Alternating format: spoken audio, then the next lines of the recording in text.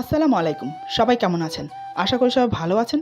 আজ আপনাদের জন্য নিয়ে এসেছি গল্পের ৫৫ নম্বর পর্ব। আশা করি গল্পটি আপনাদের ভালো লাগবে। তাহলে চলুন শুরু করা যাক। কি করব আমি? দেয়ালের লেখা দেখে মাথা ঘুরছে আমার। সত্যিই কি আত্মা? আমি লেখার দিকে তাকিয়ে দেখি রক্তে বড় করে লেখা আছে গেট আউট। তারা দুজন বলে, ধুর মশাই, একবার আনবেন আবার ভয় দেখিয়ে তাড়িয়ে দেবেন। তার চেয়ে ঠান্ডাতে মরাই ভালো। এই বলে আবার ঠান্ডায় বাহিরে রাখা চেয়ারে গিয়ে বসে পড়ল।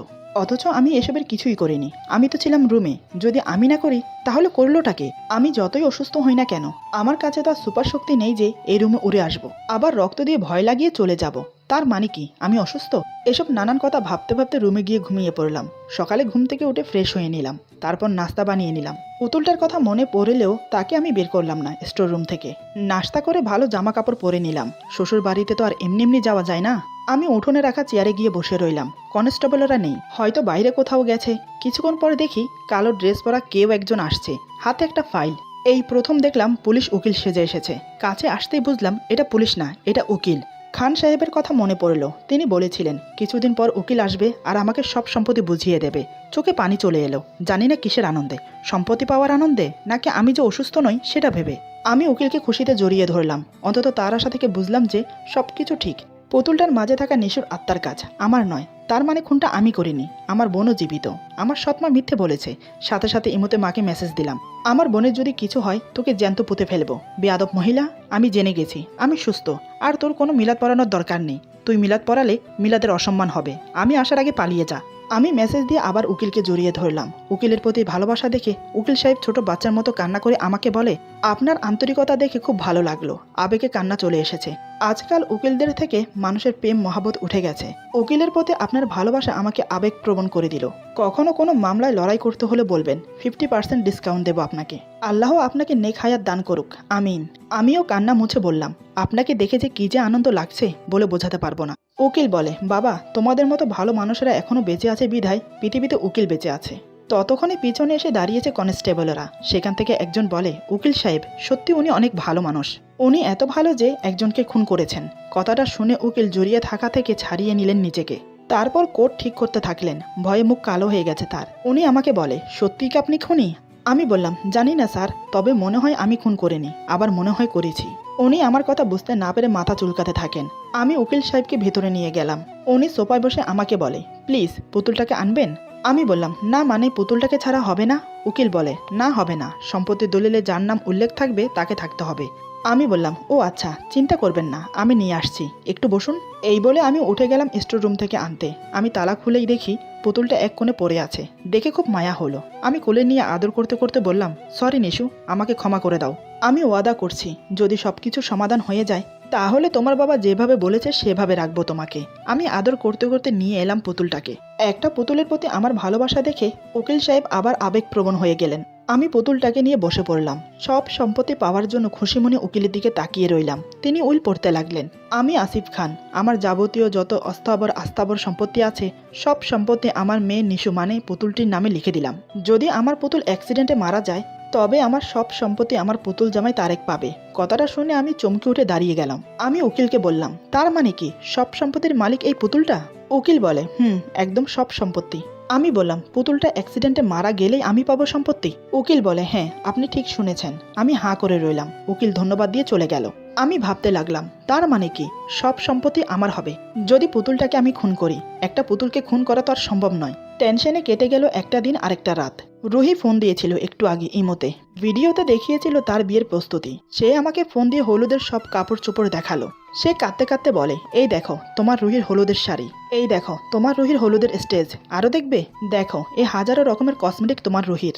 আর এসব হাজারো জিনিসের মধ্যে আমার প্রিয় কোন জিনিসটা জানো? এই বিষের বোতল। ভেবো না এটা কোনো কম দামি বিষ, অনেক দামি বিষ। খেলেই শেষ, একদম ওপারে যাবে আমাকে আনতে, গেলেও আর লাভ হবে না। ওখান থেকে কাউকে ফিরিয়ে আনা যায় না। আজ রাত 12টা 1 মিনিটে আমি বিষ খাবো। তুমি পড়ে থাকো বিদেশে, যদি আসতে পারো তো আসো, তোমার জন্য অপেক্ষা করবো সেই সময় পর্যন্ত। জানি তুমি বলবে তুমি আসতে পারবে না, কারণ টিকিটে তো কাটুনি এখনো। তুমি ভাবছো এখন খাচ্ছি না কেন? কারণ আজ রাত 12টার পর আমার জন্মদিন। আমি চাই তুমি শেষবারের মতো আমাকে উইশ করো। শেষবারের মতো এমন কিছু সারপ্রাইজ করো যেটা দেখে আমার বাঁচতে ইচ্ছে করে। মনে আছে তো কি বললাম? আজ রাত। এই বলে ফোন কেটে দেয়। আমিও ফোনটা রেখে কেঁদে দিলাম। কান্না ছাড়া যে আর কোনো উপায় নেই আমার। মেয়েটা যে বড্ড বেশি ভালোবাসে আমাকে, শুধু ভালোবাসা নয়, তার জীবনটাও দিয়ে দিতে পারে হাসতে হাসতে। তার ভালোবাসার কথাগুলো নিয়ে বেঁচে আছি আমি। তাকে যদি হারাই তাহলে আমার জীবনটার কোনো মূল্য নেই। মেয়েটা শুধু টিউশনি করতো আমার জন্য, সেখান থেকে পাওয়ার টাকা আমার পকেটে গুঁজে দিত আর বলতো, ভেবো না, এই টাকাগুলো তোমাকে এমনি এমনি দিচ্ছি, বিয়ের পর সব সুদে আসলে উসুল করব। তার সহযোগিতার কথাগুলো মনে আসতেই অজান্তে চোখ ভিজে ওঠে এখনো। মেয়েটাকে ছাড়া আমার জীবনে কিছুই চিন্তা করতে পারি না। সেই মেয়েটা যদি আমার মতো একজন তুচ্ছ ছেলের জন্য জীবন দিয়ে দেয়, তার যে বেদনাদায়ক আর কি হতে পারে আমার জন্য। পুতুলটা যদি মানুষ হতো তাহলে কিছু একটা ভাবা যেত, কিন্তু তাও তো সম্ভব না। একজন মানুষ যেমনি তার প্রিয়জনকে ভালোবাসে, তেমনি তার প্রিয় কোনো বস্তুকেও ভালোবাসে। কেউ ভালোবাসে কম্পিউটারকে, কেউ ভালোবাসে খেলাকে, তেমনি আমি ভালোবাসি একটা পুতুলকে। হাজারো ভাবনায় ডুবে আছি। এমন সময় পুলিশের গাড়ি বাসার সামনে এসে থামলো। বুকের ভেতরটা ধপ করে উঠল। এদিকে কাউকে বাঁচাতে যাওয়া আর অন্যদিকে জেল। যদি এখন আমি জেলে যাই তাহলে একসাথে দুটো জীবন শেষ হয়ে যাবে। এক হলো আমার বোনের আর দুই হলো রুহির। দুজনেই আমার জন্য জরুরি। ভেবেছিলাম রুহির কাছে চলে যাব, কিন্তু তার আগেই এসআই চলে এলো। দরজা খোলাই ছিল। তিনি এসে আমার সামনে সোফায় বসে আছেন। রাগে তার চেহারাটা লাল হয়ে আছে। এদিকে তার মুখ দেখে আমি ঘামছি প্রচুর। তিনি মিনিট 10 ওভাবেই ছিলেন। তারপর বলে, আমি জানি আপনি খুন করেছেন। এই বাড়িতে আপনি ছাড়া আর কেউ নেই, অথচ খুনের কোনো প্রমাণ মেলেনি। আপনি কি আমাকে বলবেন কিভাবে খুন করেছেন? আমি বললাম, স্যার, আমি আপনাকে একটা কথা বলতে বলতে পাগল হয়ে যাচ্ছি যে আমি কোনো খুন করিনি। এসআই বলে, তাহলে আপনার রোগটা আপনার মা যে বলল? আমি মুচকি হেসে বললাম, স্যার, মা দেখেছেন, কিন্তু কখনো সৎমা দেখেননি। যদি দেখতেন তাহলে বুঝতেন সৎমা কী জিনিস। যদি আপনার কোনো বন্ধু থাকে তাহলে জিজ্ঞাসা করবেন, আশা করি উত্তর পেয়ে যাবেন। এসআই বলে, আচ্ছা যাই হোক, যেটার জন্য এখানে আসা সেটার কথা বলি এখন। আসলে আলীর খুনটা তার শ্বাস প্রশ্বাস রোগ থাকার কারণে হয়েছিল, সেটা ডাক্তারের মান্য। কিন্তু আমার মান্য আপনি প্ল্যান করেই খুনটা করেছেন। আপনার মতে সেদিন বৃষ্টির রাতে সে আপনার কাছে এসেছিল। আপনি বলেছিলেন আলী এমন কিছু একটা দেখেছিল যেটার কারণে তার শ্বাস প্রশ্বাস বেড়ে যায় আর সে অজ্ঞান হয়ে পড়ে। আপনি যখন তাকে রুমে রেখে এসেছিলেন সে অনেকবার আপনাকে ডেকেছিল, কিন্তু তার গলা বসা অবস্থায় থাকার কারণে আপনি কিছুই শুনতে পাননি। এসব কথা হেড অফিসে বুঝ দেওয়ার জন্য আমি বানিয়েছি। কি সুন্দর না? আমি বললাম, স্যার, এটাই সত্যি। আমি খুন করলে আলীর মতো নিরীহ মানুষদের খুন করতাম না, করতাম সমাজের রাঘব বোয়ালদের খুন করতাম, ছোটবেলা থেকে যারা আমার জীবন নিয়ে হেসেছে তাদেরকে। এতদিন কত খুন হতো জানেন? তিনি কিছু না বললে আমি বললাম, 960 জন। এবার ভাবুন, যে ছেলে মানুষ খুন করার জন্য এক এক করে তালিকা বানিয়েও সহনশীল ও ধৈর্যবান হয়ে দাঁতে দাঁত চেপে বসেছিল, সে কিভাবে একটা খুন করতে পারে স্যার? এসআই কিছু বলে না, হয়তো তার কাছে কোনো উত্তর নেই। এসআই যাওয়ার আগে বলে, কনস্টেবলদের কাছে শুনেছি এই বাড়িতে আত্মা আছে। সেটা আপনিও বলেছিলেন পুতুলের আত্মা খুন করেছে। যদি তাই হয় পুতুলটাকে পুড়িয়ে ফেলাই শ্রেয়, কারণ তার মাঝে যদি আত্মা থাকে সে খুন করবেই। আবার আরেকটা খুন হোক, সেটা আমি আপনি কেউই চাই না। আপনার উপর শেষটা ছেড়ে দিলাম। আমি চাই পুতুলটা পুড়িয়ে ফেলুন, তাহলে আত্মা আর থাকবে না। আত্মা না থাকলে খুনও আর হবে না। এই বলে এসআই চলে গেল। আমি ভাবতে থাকলাম, কথাটা সত্যি এসআই বলেছে। নিশু যখন ছোট ছিল খেলার ছলে 20 জনকে খুন করেছে। আবার যখন নিজে মারা গেল আত্মা হয়ে পুতুলের মাধ্যমে খুন করল নিরীহ আলীকে। সে তো আমার কোনো উপকারে আসেনি। তার বাবা কোথায় গেছে তার হিসাবও নেই। অযথা পুতুলটাকে বাঁচিয়ে রেখে কি লাভ? পুতুলটাকে শেষ করে চলে যাব রুহির কাছে, সেখান থেকে চলে যাব দূরে কোথাও। কিন্তু আমার বোন কোথায়, তার কি হয়েছে সেটা তো জানি না। আমার বোনকে একা রেখে পালিয়ে যাব কিভাবে? এইসব ভেবে রুহিকে ফোন দিলাম। সে ফোন ধরেই বলে, এখনো বেঁচে আছি। আমি বললাম, পাগলামো করো না তো, অনেক হয়েছে, বুঝলে? পাগলামি করার একটা সীমা থাকা উচিত। রুহি বলে, কাউকে জীবনের চাইতে বেশি ভালোবাসলে যদি পাগলামি হয় তাহলে তো সকল প্রেমিকারাই পাগল। তোমাকে জান জান বলতে বলতে কখন যে তোমার নামে জানটাই লিখে দিয়েছি বুঝতেই পারিনি। আমি বললাম, দেখো, আমি তোমার জন্য বিদেশ থেকে চলে এসেছি, কিন্তু আমি আমার বোনের হদিশ না পেলে তোমার সাথে পালিয়ে যাওয়া সম্ভব না। দেখো রুহি, একটু বোঝার চেষ্টা করো। তোমাকে নিয়ে যদি বিয়ের আগের দিন পালিয়ে যাই তাহলে কখনোই গ্রামে ফিরতে পারবো না, আর গ্রামে না ফিরলে আমার বোনকেও পাবো না। এবার তুমি বলো আমি কি করব? রুহি বলে, আর আমার সাথে এতদিনের রিলেশন আর আমার জীবন, তার কি হবে? আমি মনে করি তোমাকে ছাড়া অন্য কাউকে বিয়ে করার চেয়ে মরাই ভালো। আমি মরলে তো তুমি বাঁচো, সব বুঝি।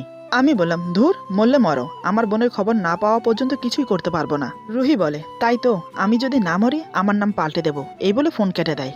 বিকেলবেলা আর কিছুক্ষণ পর সন্ধ্যা নামবে। রুহির জন্য খুব টেনশন হচ্ছে। মেয়েটা আমার জন্য যেটা ইচ্ছে সেটাই করতে পারে। একবার আসতে দেরি হয়েছিল বিধায় নিজের হাত কেটে ফেলেছিল।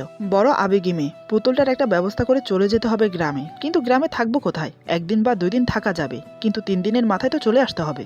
এমন সময় রমিজা এলো। আমি কাপড় চোপড় গোছগাছ করছি। রমিজা এই সময় কখনো আসে না, সকালে আসতে বলাতে এসেছে। রমিজা কাপড়ের দিকে তাকিয়ে বলে, জামাই, তুমি কি চলে যাচ্ছ? এই বিশাল বাড়ির কি হবে? আলীও নেই, কিন্তু খান সাহেব এসে যদি দেখে কেউ নেই তখন? আপনাকে না ডকুমেন্টসে সাইন করিয়েছে এখান থেকে না যাওয়ার জন্য, সেটার কি হবে? আমি বললাম, দেখুন খান সাহেব আমার কোনো ওয়াদা রাখেনি, আমি কেন রাখবো? একটা পুতুলের নামে সব সম্পত্তি লিখে দিয়েছেন, সেটা তো কোনো পাগলই করতে পারে। কয়েক মাস পর যখন টাকা শেষ হয়ে যাবে তখন কোথায় পাবো টাকা? এই পুতুল কি বলবে কোন ব্যাংকে যেতে হবে টাকা আনতে? খান সাহেব বলে গেছে তিনি আর আসবেন না, তার জন্য বসে থাকা মানে পাগলামি ছাড়া আর কিছুই না। রমিজা বলে, জামাই সব বুঝেছি, কিন্তু পুতুলটাকে কি করবেন? আমি বললাম, পুতুলটাকে পুড়িয়ে ফেলবো। রমিজা বলে, জামাই এটা কি ঠিক হবে? পুরানো বিষয়টা কেমন কেমন না, ফাঁসি দিলে কেমন হয়? আমি বললাম, পাগল, পুতুলের জীবন নেই। রমিজা বলে, তাহলে পুতুলটাকে কষ্ট দিয়ে কি কাজ? রমিজার কথা শুনে আমারও টনক নড়ে। তাই তো, পুতুলের তো কোনো অপরাধী নেই, তার কাছে তো প্রাণী নেই, সে অপরাধী হবে কিভাবে? যত দোষ তো নিশুর আত্মার, যেটা পুতুলের মাঝে আছে। আমি রমিজার কানে কানে ফিস ফিস করে একটা জিনিস আনতে বললাম, এই জিনিসটাই আত্মাটাকে শেষ করে দেবে। রমিজাকে আসতে বলার কারণ হলো যাতে পুতুলটা কিছু শুনতে না পারে। এদিকে রোহিত থেকে আমি আমার বোনের জীবনটাকেই প্রাধান্য দিয়েছি। একজন ভাইয়ের কাছে তার বোনের জীবনে যে বড়, এমন অনেক লক্ষ প্রেমিককে পাওয়া যাবে যাদের কথা তার প্রেমিকারা বিয়ের পর আর মনে রাখেনি। তাই আমিও মনে করি রুহির বিয়ের পর সেও আমাকে ভুলে যাবে। প্রতিটা মেয়েকেই একদিন না একদিন তার স্বামীকে ভালোবাসতেই হয়, একদিন সেও বাসবে। তবে এখন শুধু রুহির জীবনের প্রশ্ন। চিন্তা করছি তার মা বাবাকে ফোন করে বলে দেব যাতে সে আর আত্মহত্যা করতে না পারে। এরই মধ্যে রমিজা জিনিসটা আনতে গেছে, আমার কাছে আর অল্প সময় আছে, তারপর চলে যাব গ্রামে। পুতুলটা আমার সামনে বসা, যেন মনে হচ্ছে বড্ড অনাথ। তার সরল চেহারা দেখে যে কেউ বুকে জড়িয়ে ধরবে, অথচ এই সুন্দর পুতুলটা কত নির্দয় তা বলার বাহিরে। 21টা খুন, তা কখনো ভাবা যায়? ব্যাগের সব কাপড় চোপড় গুছিয়ে নিলাম, তারপর পুতুলটাকে কোলে তুলে নিলাম। নিশুর চোখের দিকে তাকিয়ে বললাম, দেখো নিশু, তুমি একটা খুনি। একটা খুনির সাথে সংসার করা কখনো সম্ভব নয়। আমি রুহি নামের একটা মেয়েকে খুব ভালোবাসি, সেও আমাকে খুব ভালোবাসে। তবুও আমার ছোট বোনের কথা চিন্তা করে তাকে ত্যাগ করতে যাচ্ছি। আর সেখানে তুমি তো হলে একটা পুতুল। তোমার সাথে থেকে আমার ও আমার বোনের জীবন নষ্ট করতে চাই না। তুমি হয়তো ভাবছো আমাকে বেমান বলে, কিন্তু দেখো আমি কোনো বেমান নই। তোমাকে মানে একটা পুতুলকে বিয়ে করার মানে ছিল শুধু যাতে আমার বোনটা ভালো থাকে, আর সেই বোনে যদি জীবিত না থাকে তাহলে সেখানে পড়ে থেকে কি লাভ? আমি চলে যাবার পর তুমিও চলে যেও কোথাও। আত্মাদের জন্য এই পৃথিবী নয়, এটা শুধু মানুষের জন্য। যদি ভালো আত্মা হতে তাহলে তোমাকেও আমার সাথে নিয়ে যেতাম, কিন্তু তুমি একটা খারাপ আত্মা যে অনেকগুলো খুন করেছো। এমন সময় ফোনটা বেজে ওঠে। ফোন রিসিভ করতে ভাইয়া বলে ডাক। ভাইয়া ডাক শুনে আমার চোখ দুটো অশ্রুয় ভরে যায়, নিজে ভাষাহীন হয়ে পড়ি। অনেক কষ্টে বললাম, বোন আমার, কোথায় ছিলি? ভাইয়াকে রেখে তোর জন্য কত কেঁদেছি জানিস? আমি তোর খবর না পেয়ে চলে এসেছি দেশে। কই ছিলি বোন? নীলা বলে, ভাইয়া, মা আমাকে একটা খারাপ লোকের সাথে বিবাহ দিতে চেয়েছিল, তাই বিয়ের আগের দিন রাতে পালিয়ে গিয়েছিলাম। লোকটার বয়স 60 বছর হবে, মা অনেক টাকা নিয়েছিল। আমি অবাক হয়ে বললাম, কি? ওর এত বড় সাহস? ওকে আমি খুন করব। নীলা বলে, না ভাইয়া, মাকে কিছু করো না, মা তো মাই। মাকে কিছু করলে আর কাকে মা ডাকবো? প্লিজ ভাইয়া, তোমারও খারাপ কিছু হোক সেটা আমি চাই না। এই বলে কান্না করে দেয়। আমি বললাম, আরে বোন আমার, কাঁদছিস কেন? ও মা, আমার বোনটা বড় হয়ে গেছে, লোকে দেখলে তো লজ্জা দেবে। প্লিজ কাঁদিস না, আমি ওয়াদা দিচ্ছি আমি কিছু করব না। নীলা বলে, সত্যি তো? আমি বললাম, সত্যি। এখন বল তুই কোথায় আছিস? নীলা বলে, ভাইয়া। আমি বললাম, হ্যাঁ বল। নীলা বলে, ভাইয়া, আসিফ মানে যে ছেলেটা আমাকে পছন্দ করেছিল, আমি পালিয়ে তাদের বাসায় চলে এসেছি। আসিফ খুব ভালো মানুষ, তাদের পরিবারও অনেক ভালো। আমাকে তাদের ছেলের বউ হিসাবে মেনে নিয়েছে। আমি খুব ভালো আছি। তোমাকে অনেকবার ফোন দিয়েছিলাম, কিন্তু সুইচ অফ ছিল। বোনের সুখের কথা শুনে এমন খুশি হয়েছি, মনে হলো খুশিতে চিৎকার দিতে থাকি। আমি বললাম, ভাইয়া এসে দেখে যাব, ঠিক আছে? বোনের সাথে কথা শেষ করে ফোনটাকে আনন্দে বুকের সাথে জড়িয়ে ধরলাম। তাই রুহিকে ফোন দিলাম। রুহি অভিমান করে অনেকক্ষণ পর ফোন রিসিভ করলো। আমাকে রাগে চেঁচিয়ে বলে, কি চাই? আমি বললাম, না মানে তুমি সারপ্রাইজ চেয়েছিলে না। রুহি বলে, তো? আমি বললাম, সারপ্রাইজটা নিতে চলে আসো কমলাপুর স্টেশনে, সেখানে আমি তোমার জন্য অপেক্ষা করব। সে খুশিতে বলে, কি? বলে এক চিৎকার দেয়।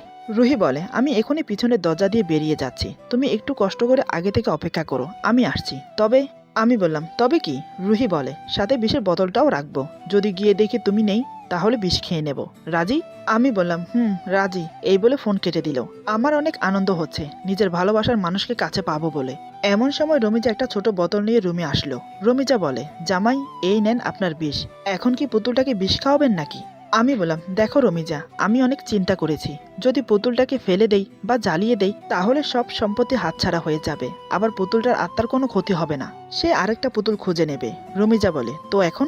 আমি বললাম, এখন আমাকে আত্মাকে তাড়াতে হবে, অবশ্যই আত্মার বিশ্বাস ভাঙতে হবে। রমিজা বলে, জামাই কি বলেন, মাথায় তো কিছুই ঢোকে না। আমি বললাম, খান সাহেব বলেছে রুটিনের বাহিরে না যেতে, তার মানে যা কিছু করি না কেন রুটিনের মধ্যে করতে হবে। আমি আবার রমিজার কানের কাছে গিয়ে বললাম, একটু পর পুতুলটাকে খাবার দিতে হবে। যখন পুতুলটাকে খাবার দেব তখন খাবারের মধ্যে বিষ মিশিয়ে দেব। তখন সে আত্মা পুতুলের ভেতরে ঢুকে খাবার খাবে। বিষমাখা খাবার খেলে আমার প্রতি বিশ্বাস ভেঙে যাবে আর সে মুক্তি হয়ে যাবে। মূলত পুতুলটার আত্মা রুটিন মাফিক চলছে, সেটা ভাঙলে সে ধ্বংস হয়ে যাবে। রমিজা বলে, সবই তো বুঝলাম জামাই, কিন্তু সে যদি আপনার কোনো ক্ষতি করে তখন? আমি বললাম, আমি তো থাকবই না, আমি তো যাব রুহিকে আনতে, সে আমাকে না পেলে ক্ষতি করবে কার? রমিজা অবাক হয়ে বলে, রুহিকে আনতে মানে? আমি বললাম, আমরা এই বাড়ি ছেড়ে কোথাও যাচ্ছি না, পুতুলের বাড়িতেই আমরা থাকবো, আর আমাদের সাথে পুতুলটাও থাকবে। পুতুলের আত্মা না থাকলে আমাদের কোনো প্রবলেম থাকবে না, রুহির কোনো ক্ষতি করবে না। রমিজা বলে, ঠিক আছে জামাই, আমি তাহলে রান্না করি। এই বলে রমিজা চলে গেল। আমি এই সুযোগে একটু বিশ্রাম নেওয়ার জন্য বিছানায় শরীরটা এলিয়ে দিলাম। মনের আনন্দে নানান কথা ভাবতে ভাবতে চোখ দুটো লেগে এলো। তখনই বিদ্যুৎ চলে গেল। ঘুমিয়েছিলাম তাই বুঝতে পারিনি। হঠাৎ সেই আত্মার আগমন। সে এসে আমার পাশে বসে, পরম স্নেহে আমার মুখে হাত বুলাতে থাকে। খুবই মায়াময় ছোঁয়া। আজ যেন তার ছোঁয়াতে অন্য কিছু বোঝানোর চেষ্টা করছে। তার ছোঁয়ার মাঝে কেমন যেন করুণ করুণ ভাব। হঠাৎ আমার ঘুম ভেঙে যায়। চুপচাপ শুয়ে রইলাম। সে পরম স্নেহে আমার মুখে হাত বুলিয়ে দিচ্ছে। আমার ঠোঁটে ওর আঙ্গুলি স্পর্শ করলো, আমার মাথায় হাত বুলিয়ে দিল। ছায়া মুক্তি ধীরে ধীরে ঝুঁকে আমার ঠোঁটে ঠোঁট রাখলো। ঠোঁট জোড়া নিজের দখলে নিয়ে চুষতে লাগলো। দু হাতে আমার গাল চেপে ধরে খুব আস্তে আস্তে আমার উপর শুয়ে পড়ে। পরম স্নেহে আমাকে জড়িয়ে ধরে। আমার শার্ট খুলে বুকের মাঝে মাথা রাখে। এক হাতে আমার শার্ট খামচে ধরে। গভীর চুম্বন করলো আমার বুকে। এদিকে আমার খুব ইচ্ছে করছে ওকে জড়িয়ে ধরতে, কিন্তু সাহস হচ্ছে না। কি বলে দিয়েছিল? নাম বলে দিয়েছিল পুতুলের। মৃত পরিবারের আত্মীয়রা পরের দিন আমাদের বাড়ি ঘেরাও করলো আমাদের মারার জন্য। একদিকে পুলিশ, অন্যদিকে তাদের আত্মীয়রা। আমাদের বাঁচার উপায় ছিল না, তাই মিথ্যে নাটক বানালাম আমার মেয়ে মারা যাওয়ার। তার মতো একটা লাশ আনিয়ে সেটা কুয়োতে ফেলে দেই। কুয়োতে পরে পুতুল মারা যাওয়ার নাটক করি। সে মারা যাওয়ার পর আমিও নাটক করি পাগল হয়ে যাওয়ার। পাগল বেশে বের হয়ে পড়ি বাহিরে। আমার মেয়েটা আমার বাড়ির সিক্রেট রুমে ছিল। পরবর্তীতে তাকে ওভাবে বড় করে আসছিলাম। নতুন সংবিধান অনুসারে কোনো আসামি যদি 12 বছর ধরা না পড়ে তাহলে তার কেস বন্ধ হয়ে যাবে। সে সময়ের অপেক্ষা করছিলাম, কিন্তু যখন আমার ক্যান্সার ধরা পড়লো সবকিছু পাল্টে গেল। আমি আস্তে আস্তে ক্যান্সারের লাস্ট পর্যায়ে চলে এলাম। কি করব কিছুই বুঝতে পারছিলাম না। 12 বছর হতে আর আছে অল্প সময়, কিন্তু ততদিন আমার সময় ছিল না। জানি না কোথা থেকে তুমি এলে। তোমার আচমকা আশা দেখেই বুঝলাম তুমি আমাদের জন্য ফেরেশতা হয়ে এসেছো। তাই তোমাকে পুতুলের সাথে বিয়ে দিলাম, যাতে তুমি পুতুলের দেখাশোনা করো। আর 12 বছর হলেই আমার মেয়ে তোমার সামনে আসবে। এমনটাই পুতুলের সাথে কথা হয়েছে আমার। আমার মেয়েকে ওয়াদা করালাম, যত কিছু হয়ে যাক না কেন সে যেন 12 বছর পূরণ হওয়ার আগে না আসে, কারণ আমি কাউকে বিলিভ করি না। আমার মেয়ে যে রুমটায় ছিল সেখানে একটা আয়না ছিল। সে আয়নার ওপাশে সিক্রেট রুমে একা মানুষ হয়ে আসছে পুতুল, মানে তোমার বউ। প্লিজ বাবা, আমার মেয়েটাকে রক্ষা করো। সে তোমাকে স্বামীর আসনেই বসিয়েছে। পরে জেনেছিলাম সেদিন গ্যাসের লাইন সে খুলেনি, অন্য আরেকটা মেয়ে খুলেছিল। কিন্তু কেউ সে কথা বিলিভ করবে না। পুলিশ করলেও মারা যাওয়ার আত্মীয়রা করবে না। তারা এখনো বসে আছে কোনো এক সুযোগের। আমি চাইলে সম্পত্তিগুলো তোমার করে দিতাম, কিন্তু তুমি যদি বেইমানি করো তাই করলাম না।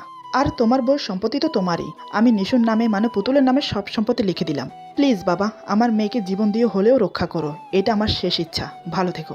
চিঠিটা পড়তে পড়তে আমার গায়ের লোম খাড়া হয়ে গেল। চোখ বেয়ে অবিরত জল গড়িয়ে পড়ছে। এই আমি কি করে ফেললাম? একটা জীবন্ত মানুষকে বিষ খাইয়ে দিলাম, তাও নিজের বউকে। এখন আমি কি করব?